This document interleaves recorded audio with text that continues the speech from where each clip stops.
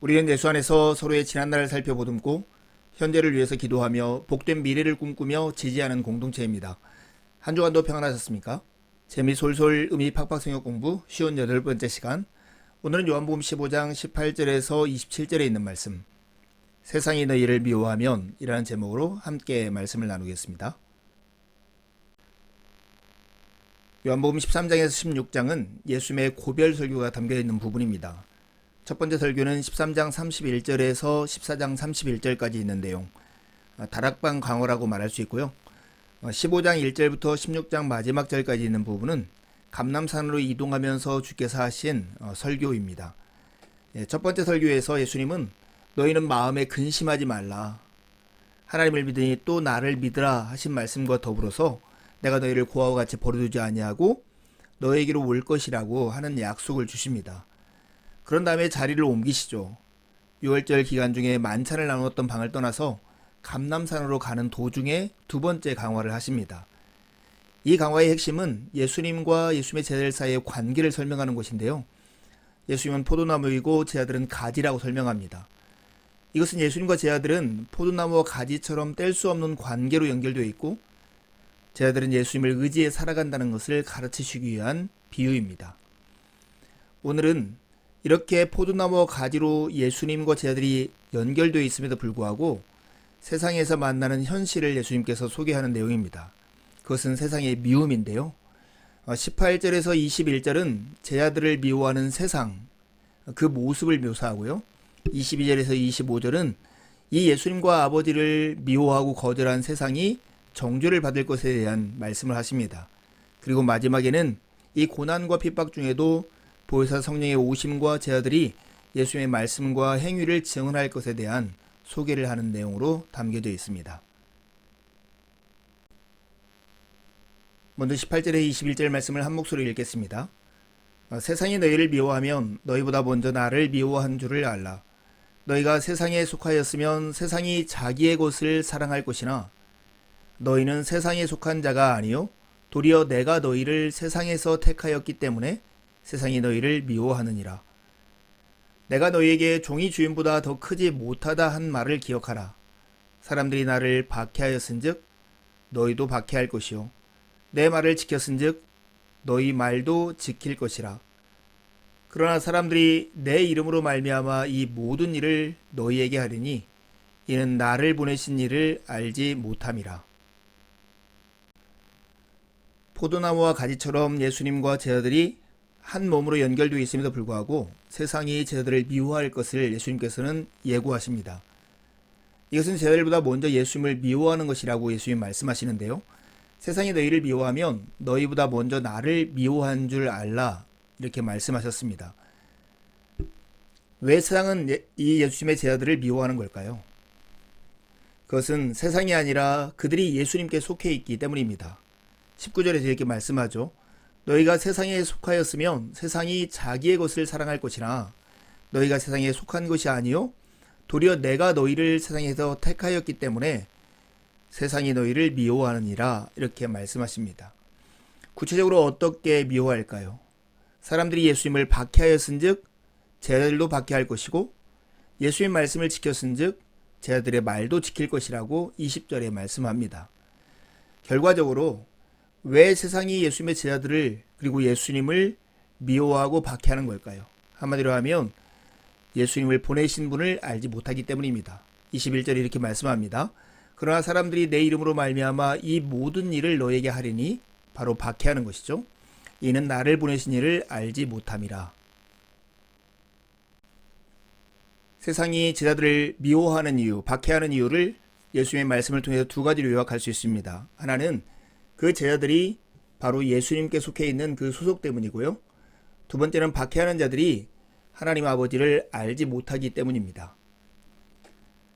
예수님은 제자들이 세상에 속한 것이 아니라 예수님께 속해 있기 때문에 그들이 박해를 당한다.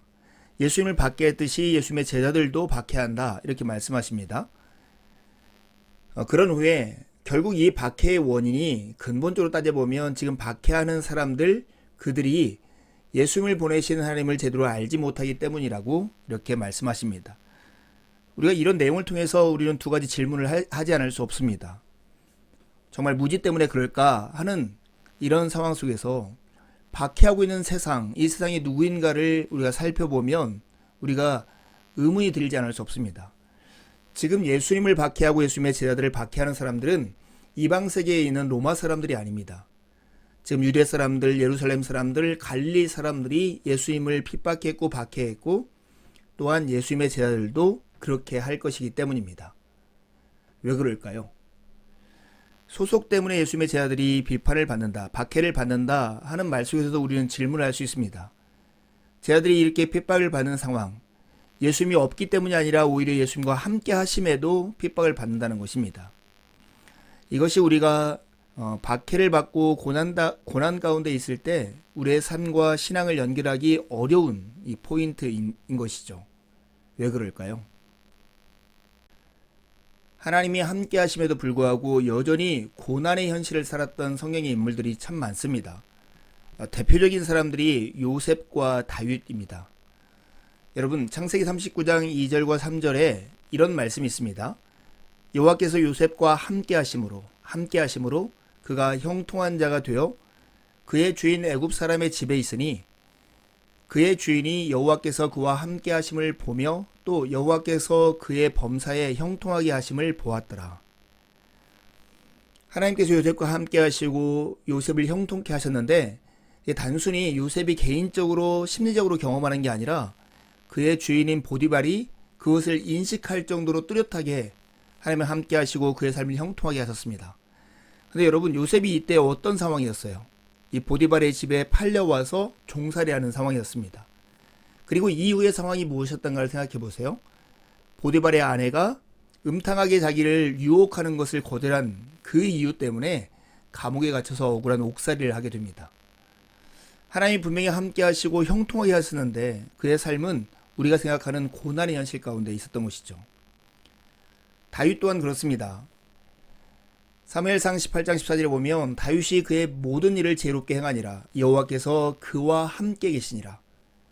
사실은 이 장면의 이후에 사무엘상 31장까지의 내용을 보면 마치 사냥감이 사냥꾼에게 쫓기듯 몰리듯 다윗은 사울 왕에게 쫓겨서 피난 생활을 합니다.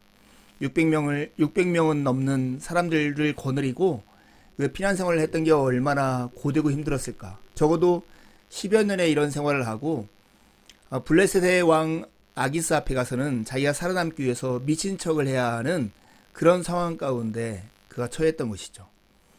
하나님이 함께 하시는데 왜 다윗의 인생에는 고난이 있었을까요? 여러분, 그리스도인 제자들에게 예수님이 하신 약속이 있습니다. 마태복음 28장 20절에 있는 말씀인데요. 내가 너희에게 분부한 모든 것을 가르쳐 지키게 하라. 볼지어다 내가 세상 끝날까지 너희와 항상 함께 있으리라. 이게 주님의 약속이고 주님은 약속대로 믿는 자에게 성령을 선물로 주시고 성령이 우리 가운데 내주하시며 우리와 함께 하십니다. 그럼에도 불구하고 우리의 삶에 고난이 있습니까? 없습니까? 여전히 우리에게도 고난이 있고 어려움이라는 게 있는 것이죠. 왜 우리에게 이런 고난이 있을까요? 이 질문을 그냥 무턱대고 받아들이지 말고 진지하게 하나님 말씀 앞에서 해볼 필요가 있지 않겠습니까? 신자의 고난은 하나님이 우리를 향해서 가지고 있는 최종의 목적삼, 최고의 삶이 아닙니다. 하나의 과정입니다. 성경에서는 신자의 고난을 여러 가지 그림 언어로 그리고 있지만 특별히 오늘은 두 가지 그림 언어에 주목하기를 원해요. 첫 번째는 욥기가 그리고 있는 건데요. 뜨겁게 달아오른 용광로와 같은 것이 고난이라고 하는 것입니다. 욥기 23장 10절에 욥이 이렇게 고백하죠. 나의 가는 길을 오직 그가 아시나니 그가 나를 단련하신 후에는 내가 정금같이 나오리라. 용광로에서 단련된 이 쇠가 정말로 정금같이 변하는 것처럼 하나님은 우리의 고난을 통해서 우리를 그리스도를 닮은 거룩한 인격으로 빚어가고 계시다고 하는 것입니다. 고난의 풀무불을 거치는 과정이야말로 하나님을 추상적으로 아는 수준을 넘어서 인격적인 만남으로 이끄는 주요한 통로다. 이렇게 팀 켈러가 얘기합니다. 이 고난을 통해서 우리는 하나님이 누구인가를 인격적으로 만날 수 있다는 것이죠. 로마서에서는 이 신자의 고난을 해산 중에 있는 여인의 고통에 비유합니다. 로마서 8장 17절 18절에 보면 자녀이면 또한 상속자 곧 하나님의 상속자요 그리스도와 함께한 상속자니 우리가 그와 함께 영광을 받기 위하여 고난도 함께 받아야 할 것이니라. 생각하건대 현재의 고난은 장차 우리에게 나타날 영광과 비교할 수 없도다 이렇게 말씀합니다. 우리가 분명히 하나님을 믿고 믿는 자로서 하나님의 자녀가 되었고 그리스도와 함께한 상속자가 되었음에도 불구하고 우리의 삶을 둘러싼 현실은 분명합니다. 현재 우리가 겪고 있는 고난과 아직 나타나지 않은 하나님의 약속된 영광 사이를 살고 있는 것입니다. 그 사이를 로마서는 어떻게 비유하냐면 해산하고 있는 여인의 고통.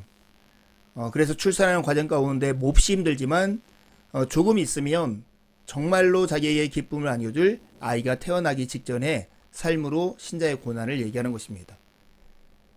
이 고난을 만나면 신자든 불신자든 하나님을 떠나거나 하나님을 만나거나 합니다. 여러분은 어떤 쪽을 원하세요? 저는 하나님을 떠나는 게 아니라 하나님을 인격적으로 만나는 그런 귀한 기회가 되기를 간절히 소망합니다. C.S. 루이스가 이 고난의 유익에 대해서 이렇게 얘기했어요. 하나님은 기쁨을 통해서 속삭이시고 양심을 통해서 말씀하시며 고통을 통해서 소리치신다. 이 고통은 무덤덤한 이 세상, 귀머거리 된 이 세상을 향해서 하나님께서 우리에게 든 메가폰과 같은 것이 고난이라고 얘기했습니다. 고난이 여러분의 삶에도 하나님을 인격적으로 만나는 귀한 통로가 되기를 간절히 바랍니다. 고난을 가장 생생하게 보여주는 부분이 있다면 다니엘서 3장일 것입니다. 느부갓네살 왕이 만든 금신상의 절하기를 거절했던 다니엘의 세 친구. 이 세 친구는 사형 선고를 받고 맹렬하게 타오르는 풀무불에 던져집니다. 하지만 신비로운 인물이 그들 곁에 나타납니다. 4명이 되는 것이죠. 불구덩이 속에 셋이 아니라 4사람이 있는 것을 본 구경꾼들은 화들짝 놀랍니다. 새로운 인물은 마치 신의 아들과 같았습니다. 지푸라기처럼 타버릴 줄 알았던 사형수들은 태연히 풀무불 속에서 거닐고 있었던 것입니다. 여러분, 이 4번째 인물, 신의 아들이라고 불려지는 인물이 예표하는 인물은 누구냐면 바로 예수 그리스도이십니다. 예수님은 우리를 위해서 십자가를 지시고 큰 풀무불 속으로 들어가신 분이십니다. 하나님의 아들이 십자가를 지시고 비교할 수 없이 큰 풀무불 속으로 걸어 들어가셨습니다. 인간이 겪는 불처럼 뜨거운 고통 속으로 하나님도 예수 그리스도를 통해서 걸어 들어오신 것입니다. 예수 그리스도는 참으로 우리와 동행하시고 그래서 우리의 괴로움을 아시고 사랑으로 우리와 함께 하시는 분이십니다.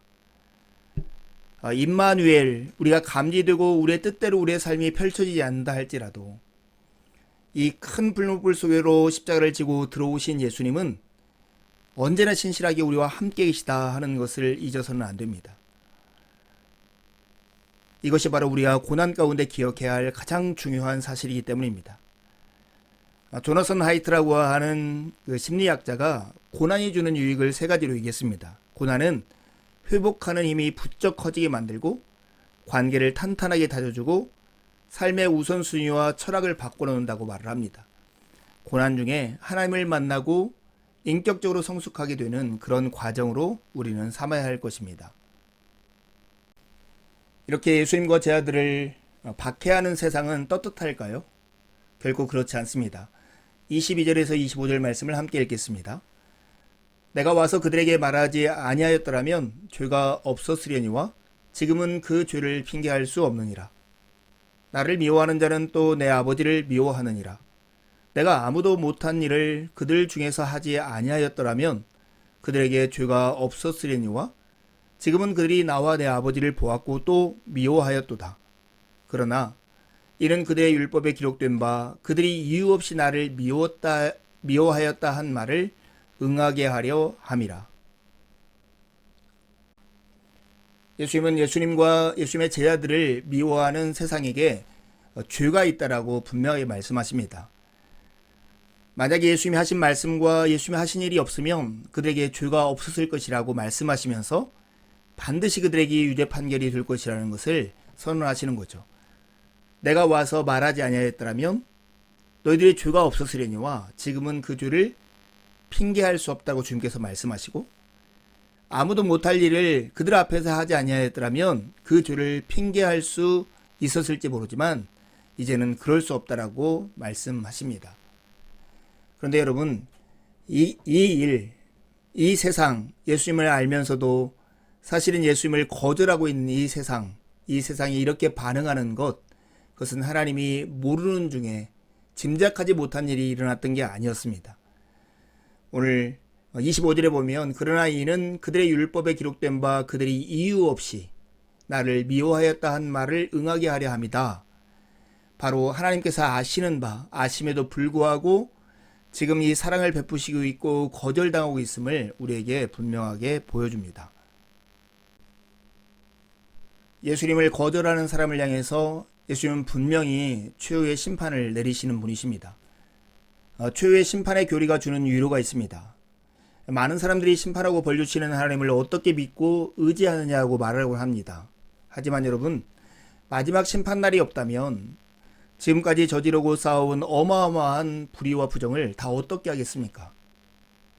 마지막 심판날이 없다면 행할 수 있는 일은 단 두 가지일 뿐일 것입니다. 하나는 소망을 완전히 잃어버리는 것이고, 다른 하나는 복수에 나서는 것입니다. 우리는 하나님의 심판을 믿기 때문에 두 가지 큰 유익을 얻을 수 있습니다. 첫 번째는 정의를 위해 살아갈 소망과 동기를 얻습니다. 눈앞의 상황을 말할 수 없이 초라하다 할지라도 언젠가는 하나님의 정의가 온전하고 완벽하게 구현되리라는 사실에 힘을 얻고 이렇게 살아갈 동기를 얻는 것입니다. 두 번째 유익은 상대를 용서하고 폭력적인 행동을 자제하게 됩니다. 너그러운 마음으로 용서하고 안갚음과 폭력적인 행동을 자제하게 되는 것이죠. 마지막 심판에 대한 교리는 인간에게는 자신이 어떤 처분을 받아야 마땅한지 정확하게 아는 지식이 없고, 스스로 죄인인 처지에 누구를 벌할 권리도 없다고 엄중하게 우리에게 경고하기 때문입니다. 그렇다면 우리의 고난은 아무런 의미가 없는 걸까요? 그렇지 않습니다. 고난이야말로 하나님의 영광을 이 땅 가운데 선포하는 위대한 통로입니다.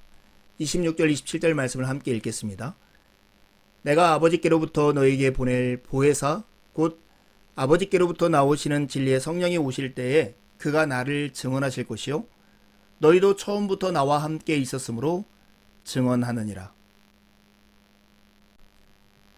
하나님 아버지께서 예수 그리스도를 통해서 이 땅 가운데 행하시는 그 일을 증언하는 두 주체가 있다는 거예요. 하나는 성령님이시고 다른 하나는 제자들입니다. 아버지께로부터 나오시는 진리의 성령이 오실 때에 그분이 예수님을 증언할 것이라고 예수님은 말씀하셨습니다. 또한 우리도 제자들도 처음부터 예수님과 함께 있었으므로 증언하게 될 것이라고 말씀합니다. 제자라는 뜻의 헬라어 마테테스, 이 단어하고 어근이 같은 게 순교자라는 단어입니다. 제자는 고난을 통해서 오히려 예수 그리스도를 증언하고 따르는 그런 사람들이라는 뜻이죠. 그렇다면 우리는 어떻게 예수 그리스도를 증언하게 될까요? 그것은 고난 중에 보이는 신뢰를 통해서입니다. 이것은 세상의 하나님의 위대하심을 드러내는 일입니다. 고난 가운데 하나님께 드리는 깊은 신뢰는 세상 사람들에게 주님의 영광을 나타냅니다. 크리스찬들이 고난을 올바로 감내하는 모습은 하나님을 향해 그분을 영화롭게 하는 데 그치지 않습니다. 그것은 세상 앞에 하나님의 위대하심을 드러내는 일이기도 합니다. 여러분, 그러기에 고난 가운데 우리가 살 때 하나님 앞에서 산다라고 하는 생각을 하십시오. 여러분을 사랑하시고 여러분을 아끼시고 여러분이 이 고난의 풀물을 잘 통과하며 해산의 때를 잘 지내기를 원하시는 주님 앞에 살아가십시오. 세속적인 세계관은 이 세상이 전부라고 말을 합니다. 지금 서 있는 이곳, 이 물질적인 우주가 유일한 현실입니다. 하지만 우리는 하나님의 눈 앞에서, 하나님이 우리를 바라보시는 카메라 앞에서 우리가 서 있는 사람들입니다. 도무지 가늠할 수 없는, 그러나 엄연한 영적 세계가 거기에 있습니다. 카메라는 벌써부터 돌아가고 있습니다. 우리의 삶, 아무리 험악한 고난이라 할지라도 의미 없는 고난이란 없습니다. 고난의 시기는 회복과 영광을 기다리는 시기도 합니다. 시편 126편은 바벨로니아 포로로부터 돌아온 이스라엘 백성들이 포로에서 귀환하면서 부르는 기쁨의 찬가입니다. 1절에서 이렇게 그들은 노래해요. 여호와께서 시온의 포로를 돌려보내실 때에 우리는 꿈꾸는 것 같아도다. 이것을 한마디로 하면 이게 꿈인가 생신가 하는 그런 고백을 그들이 했다는 것입니다. 근데 어떻게 이렇게 꿈과 같은 현실이 그들에게 임했을까요? 그것은 여호와께서 우리를 위해서 큰 일을 행하셨으니 이렇게 고백합니다. 즉 하나님께서 그들을 위해서 큰 일을 행하신 덕분에 그들에게는 꿈꾸는 것 같은 현실이 이루어진 것입니다. 하나님께서 그들을 위해서 큰 일을 행하실 때 그들은 무엇을 하고 있었을까요? 포로 시기 고난의 때에 그들은 눈물을 흘리며 씨를 뿌리고 있었다라고 말을 합니다. 여호와를 향해서 고난 중에도 신뢰를 보이고 있었다는 것입니다. 하나님이 행하시는 일과 우리가 하나님의 뜻에 반응하여 하는 행동과 우리에게 이루어지는 꿈과 같은 이 현실은 톱니바퀴가 맞물려 있는 것처럼 연결되어 있는 현실입니다. 여러분, 길재의 500년 도읍지를 이라는 시가 있는데요. 500년 도읍지를 필마로 돌아더니 산천은 의구하되 인걸은 간데 없다. 어즈버 태평연월이 꾸밀론가 하노라 하는 시가 있습니다. 고려의 멸망한 도성 개성을 고려의 신하였던 길재가 돌아보면서 한숨을 쉬면서 탄식하는 시가 이 시입니다. 이 시와 같은 꿈을 얘기하지만 여호와께서 시온의 포로를 돌려보내실 때 우리는 꿈꾸는 것 같았다 하는 이 시의 꿈은 전혀 다른 꿈입니다. 옛날을 회상하며 꿈과 같은 현실을 그리워하는 사람과 지금 꿈과 같은 현실을 오늘에서 살아내는 사람의 차이만큼이나 다릅니다. 그리스도인은 시편 126편의 꿈을 가지고 살아가는 사람들입니다. 꿈꾸는 사람들은 행복합니다. 왜냐하면 하나님께서 우리에게 큰 일을 행하시는 그 일에 참여할 수 있기 때문입니다. 우리 모두가 삶의 현장에서 눈물을 흘리면서 하나님께서 행하시는 일을 기대하면서 씨를 뿌리는 복된 삶을 살기를 간절히 바랍니다. 의미가 없는 고난은 우리에게 없습니다. 여러분의 삶에서 고되고 어려운 현실이 있다 할지라도 우리가 보이지 않는 현실 속에서 하나님께서 우리를 위해서 일하고 계심을 생각하면서 울면서 믿음의 씨를 뿌리는 여러분이 되기를 바랍니다. 남은 한 주도 주님의 은혜 가운데 살고 복된 주일에 함께 만나 기쁨으로 하나님을 예배하시죠. 감사합니다.